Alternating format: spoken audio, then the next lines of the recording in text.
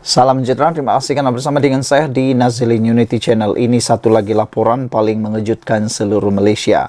Apabila baru beberapa menit yang lepas dilaporkan SPRM menyasat pemimpin kanan di utara tanah air. Wow! Yang kita tahu utara tanah air ini melibatkan beberapa negeri seperti Perlis, Kedah, Pulau Pinang. Tapi manakah negerinya, kita pun belum pasti. Tapi kita baca dulu laporan ini. Agak-agaknya siapa pemimpin kanan yang disiasat SPRM ini. Tapi sebelum itu, kita nak berikan kredit pujian kepada SPRM kerana keberanian bertindak bebas, luar biasa berani menegakkan keadilan. SPRM pada waktu ini, sejak belakangan ini menjadi satu badan yang paling menakutkan di Malaysia. Jadi hati-hati, jangan makan rasuah, jangan beri rasuah. Nanti kena pula siasatan. Suruhanjaya Pencegahan Rasuah Malaysia sedang menyiasat seorang pemimpin kanan di utara tanah air kerana disyaki telah melantik beberapa syarikat yang mempunyai kepentingan dengannya membabitkan projek pembekalan melibatkan peruntukan bernilai kira-kira RM300,000. Menurut sumber, pemimpin tersebut juga disyaki melantik beberapa syarikat bagi kerja-kerja baik pulih dan penyelenggaraan jalan yang melibatkan peruntukan pejabat menteri besar kira-kira RM1 juta yang mana syarikat tersebut mempunyai kepentingan dengan anaknya. Projek-projek tersebut juga dipercayai dimonopoli oleh anak pemimpin tersebut dengan menggunakan beberapa lesen syarikat-syarikat di bawah kawalannya, katanya.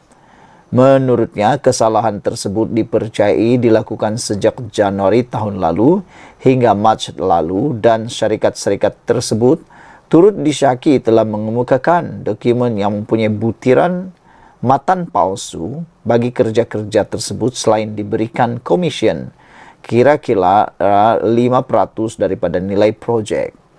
Setakat ini, sebanyak 15 buah syarikat telah dikenal pasti dikawal oleh anak pemimpin tersebut dan antara kerja-kerja yang dilakukan adalah melibatkan pembekalan air mineral serta pembekalan hamper dan cenderahati, kata sumber tersebut. Sementara itu, pengarah kanan bahagian operasi khas BOK SPRM Datuk Azmi Kamarul Zaman ketika dihubungi mengesahkan siasatan sedang dijalankan berhubung perkara tersebut. Berita ini dipetik daripada sinarharian.com. Saudara-saudara sekalian, ini adalah laporan yang lebih mengejutkan kita semua. Semoga SPRM akan terus memperjuangkan Malaysia dan memerangi rasuah seperti mana yang dicanangkan oleh Perdana Menteri kita Anwar Ibrahim. Beliau kata, sejak hari pertama beliau masuk sebagai Perdana Menteri, beliau sudah isytiharkan perang habis-habisan terhadap rasuah. Beliau sudah isytiharkan perang sampai ke akar umbi, dan yang lebih menggembirakan dan mengejutkan juga ialah, kata Anwar Ibrahim, dia tidak akan berkompromi dengan jerung-jerung besar. Dia akan mulakan daripada jerung besar sehinggalah ke ikan-ikan bilis. Sekian dulu untuk kali ini. Jangan lupa ikuti terus ulasan daripada channel ini. Sila tekan butang subscribe untuk mendapatkan isu-isu terkini. Kita jumpa lagi. Bye-bye.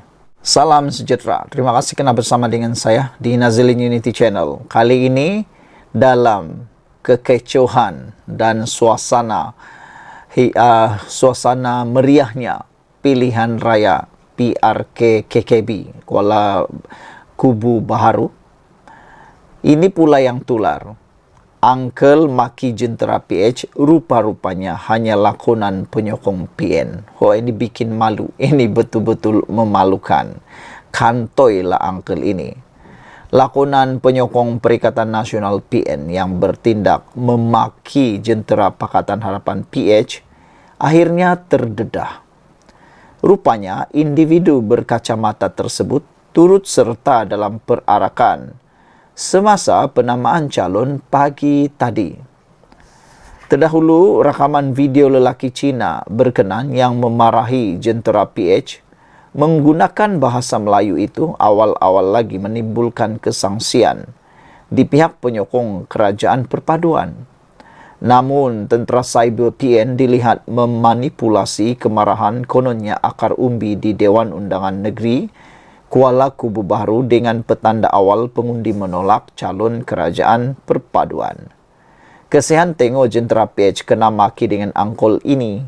Betul-betul angkel ni lepas geram kat kerajaan PH pimpinan PMX, kata mereka. Petanda awal undi protes yang amat dahsyat bakal berlaku di Kuala Kubu Baru. Rakyat sudah tidak boleh bersabar lagi, tulis pengguna X @solicitor. Walau bagaimanapun, akhirnya apa yang berlaku ialah rupa-rupanya angkel yang memaki hamun itu adalah terkantoi. Angkel maki hamun jentera PH rupanya hanya lakonan penyokong PN. Dipetik daripada Harapan Daily. Sekian dulu untuk kali ini. Jangan lupa ikuti terus ulasan selepas ini. Tapi sebelum itu, dalam pilihan raya janganlah sampai membuat dosa pula. Pilihan raya ini untuk memilih pemimpin dalam satu kawasan. Bukannya untuk mengumpul dosa. Nak berlakon menipu tu satu dosa. Nak menimbulkan huru-hara pun boleh kata dosa. Dan yang lebih teruk lagi ialah berkempen dengan cara yang paling jijik dan keji kotor. Yaitu dengan menggunakan fitnah, menggunakan isu 3R. Kalau nak berkempen, kempenlah guna isu yang paling sesuai seperti kemajuan, pembangunan, dan cakaplah tentang dasar-dasar kerajaan atau sebagainya. Itu yang betul. Bukannya menggunakan isu 3R, bukannya menggunakan isu fitnah, bukannya tunggang sini, tunggang sana. Kalau itu yang dibuat, ianya tidak akan membawa kelebihan kepada rakyat, tetapi akan membuatkan rakyat menjadi huru-hara. Kerajaan akan jadi huru-hara, negara akan jadi huru-hara, yang menang jadi abu, yang kalah jadi arang. Dan pastinya bagi Anda yang ada di kawasan KKB itu, janganlah pula Anda berkempen sehingga memutuskan hubungan kekeluargaan, memutuskan hubungan kawan dan rakan-rakan. Karena pilihan raya itu sebentar saja, paling lama pun 14 hari. Selepas itu Anda akan jumpa rakan-rakan Anda. Jadi berpada-padalah apabila berkempen. Jangan sampai memaki hamun, jangan sampai memfitnah sini sana. Sebab nanti juga Anda juga yang akan berkawan semula dengan rakan-rakan itu. Bahkan lebih pedas lagi, ada rakan kata, nanti yang akan mengubur kita, yang akan mengafankan kita, menyembayangkan kita, yang akan mengusung kita, membawa kita ke dalam liang lahat atau liang kubur, bukanlah orang-orang yang Anda sokong itu, kata netizen, tapi saudara mara kita, rakan-rakan kita. Jadi fikir-fikirkannya. Berpada-padalah dalam berkempen, jangan menggunakan cara yang salah. Sekian dulu, ikuti terus ulasan selepas ini. Salam sejahtera, terima kasih karena bersama dengan saya di Nazilin Unity Channel. Kali ini, Sanusi kena lagi. Bukan setapak, bukan dua tapak, tapi bertapak-tapak. Ini apabila seorang PU, yaitu Syed telah pun sound Sanusi. Kalau dah ditegur tapi tak endah juga, tukar sajalah menteri besar ini, kata PU Syed sound Sanusi. Dipetik daripada Harapan Daily. Timbalan Menteri Besar Kedah, Datuk Seri Muhammad Sanusi Maknor yang dirakam sedang. Tindakan Menteri Besar Kedah, Datuk Seri Muhammad Sanusi Maknor yang dirakam sedang menyanyi di atas pentas dalam sebuah program di Kedah, mendapat teguran keras daripada seorang pendakwah bebas. Pencetus Ummah PU Syed Muhammad Bakri Syed Ishak berkata, tindakan Ketua Pengarah Pilihan Raya Perikatan Nasional PN itu menyanyi di atas pentas dengan berlatar belakangkan Sekumpulan kanak-kanak perempuan menari sebagai contoh yang tidak wajar. Kata Pius said, banyak lagi perkara yang boleh dibuat selain menyanyi. Lebih-lebih lagi Sanusi membawa image sebagai pemimpin PAS, kata beliau. Wahai Datuk Sri, kata beliau, Menteri Besar MB, cukup-cukuplah menyanyi. Banyak perkara lain yang boleh dibuat selain menyanyi, katanya. Kali ini video yang tersebar disertakan tarian di belakang Menteri Besar. Ini sangat tak bagus. Saya sangat tidak setuju pemimpin PAS menunjukkan contoh sebegini kepada khalayak ramai atas alasan berhibur dan menghiburkan. Katanya menerusi hantaran di TikTok miliknya baru-baru ini. Pius said turut mempersoalkan, sama ada pemimpin parti berkenan berhasrat untuk membuat pembaharuan, namun dalam masa sama menyalahi kepimpinan ulama. Beliau menasihatkan agar ulama di Kedah supaya bertegas dan menegur Menteri Besar itu, supaya lebih berhati-hati agar isu berkenan tidak akan dijadikan sebagai bahan politik pihak lawan. Tolong tegur secara tegas terhadap Menteri Besar kesayangan rakyat Kedah ini, agar lebih berhati-hati agar tidak menjadi bola tanggung kepada lawan, katanya. Tegur tanda sayang, tapi kalau kerap sangat ditegur tapi masih tak dengar, saya harap digantikan Menteri Besar yang baru bagi menggantikannya. Jagalah himah sebagai pemimpin gerakan Islam, ujar beliau lagi. Sekian untuk kali ini. Jangan lupa tinggalkan komen Anda, tekan butang subscribe. Salam sejahtera. Terima kasih karena bersama dengan saya di Nazilin Unity Channel. Siapa yang tak kenal dengan Cik Gubad? Pemimpin Perikatan Nasional yang begitu lantang dan selalu kena saman. Kali ini bukan sekadar disaman tetapi ditahan polis. Cik Gubad ditahan polis akibat daripada hantaran mengenai kasino di Johor. Baru-baru ini isu tentang kononnya pembinaan kasino di Johor menjadi tular dan menjadi makanan enak oleh para pembangkang. Mereka kata beberapa orang pemimpin daripada DAP, daripada Pakatan Harapan, daripada Kerajaan Perpaduan dan sebagainya. Mereka kata ini kesukaan mereka lah, sebab boleh digunakan isunya, termasuklah dikaitkan dengan agama, bangsa dan sebagainya. Tetapi untuk makluman Anda semua, orang-orang yang dikaitkan tentang isu pembinaan kasino itu telah tampil menafikannya. Yang paling menarik ialah Anwar Ibrahim. Anwar Ibrahim ini jarang sekali tampil segera menafikan, tapi kali ini dia begitu cepat membuat penafian karena dia benar-benar tidak percaya bahwa itu boleh berlaku. Anwar Ibrahim kata itu satu tipu dan tak benar, kata Anwar Ibrahim. Itu satu fitnah. Menteri Besar Johor juga, Hafiz juga telah pun tampil memberikan penafian. Kata beliau, Johor tidak pernah mau membina kasino. Bahkan Keboduli Yang Maha Mulia di Pertuan Agong, Sultan Ibrahim yang juga adalah Sultan Johor, turut mengingatkan supaya tidak membuat kasino di Johor. Dan yang paling kita tunggu-tunggu ialah tycoon yang dikaitkan dengan pembinaan kasino itu, yaitu Vincent Tan dan juga Big Corp, telah tampil juga mengatakan bahawa tiada apa-apa perbincangan. Bahkan mereka mahu supaya Bloomberg yang memaparkan berita laporan itu segera menurunkan laporan itu karena ianya tidak tepat, kata Bikop. Tapi ada juga orang yang masih tak segan silu masih menularkan perkara yang sudah dinafikan itu dan telah dikatakan sebagai fitnah. Dan orang antaranya ialah Cik Gubad yang telah pun ditahan polis akibat hantaran mengenai kasino di Johor.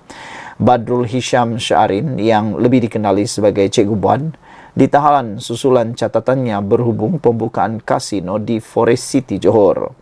Peguamnya Rafiq Rashid Ali berkata Badrul ditahan di IPD Dangwangi untuk disiasat di bawah Akta Hasutan serta Akta Komunikasi dan Multimedia. Lapor media, polis akan memohon perintah reman terhadap aktivis politik itu pagi ini. Bagaimanapun, menerusi satu poster tertulis Solidarity 4 Cikgu Bad, ahli bersatu itu didakwa ditahan di RNR Tapah semalam sebelum dibawa ke IPD Dangwangi. Mengikut dari maklumat yang disebarkan, kes disiasat berkaitan siaran langsung TikTok Cikgu Bad yang mengulas berkenaan kasino sehingga melibatkan Datuk Seri Anwar Ibrahim dan yang di-Pertuan Agong Sultan Ibrahim. Telefon bimbit dirampas dan kereta Cikgu Bad dibawa oleh polis. Demikian kenyataan pada poster yang dimuat naik pengguna X Suara Anak Muda Official. Sebelum ini, Perdana Menteri Berjaya dan Genting Malaysia menafikan laporan Bloomberg dan dengan Anwar menggesa tindakan diambil terhadap syarikat media itu atas dakwaannya. Bloomberg melaporkan Anwar menemui pengasas Berjaya Corporation Berhad, Vincent Tan dan CEO kumpulan Genting Lim Kok Teh untuk membincangkan lesen kasino bagi Forest City minggu lalu. Laporan yang memetik sumber itu berkata, pembukaan kasino akan memulihkan projek hartanah bernilai 100 bilion US dollar itu.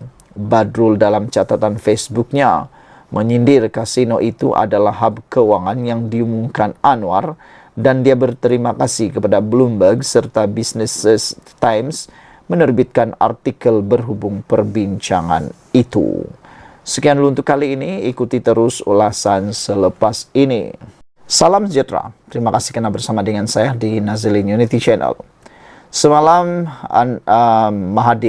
Tun Mahathir Mohamad meramalkan bahawa PRK KKB, iaitu Kuala Kubu Baharu, akan dimenangi dan dikekalkan kemenangannya kepada DAP. Ramalan Tun Mahathir itu sebenarnya mungkin benar atau mungkin juga tak benar. Tetapi dari mana sudutnya atau dari mana faktornya atau dari mana perkiraan Tun Mahathir atas ramalan itu? Apakah faktornya, apakah perinciannya menjadi tanda tanya ramai orang?